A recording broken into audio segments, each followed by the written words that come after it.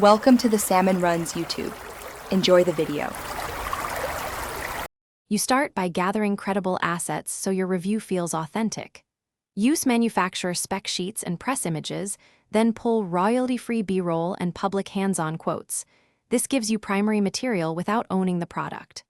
Once done, organize shots by topic: design, performance, battery.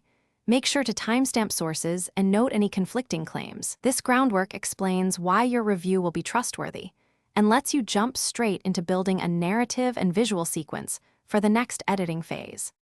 You now create the demo illusion so viewers understand functionality without hands-on footage.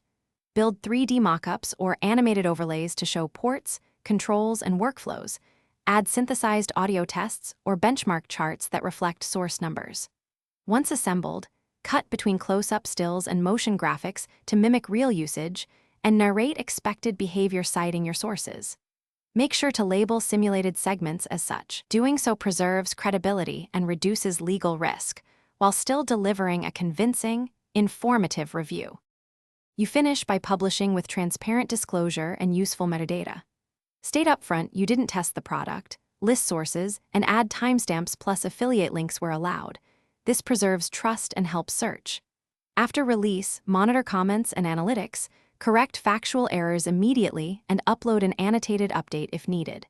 If viewers question credibility, respond with source clips or a follow-up Q&A. One quick troubleshooting tip: if a source is proven wrong, remove or correct the claim and notify viewers to maintain.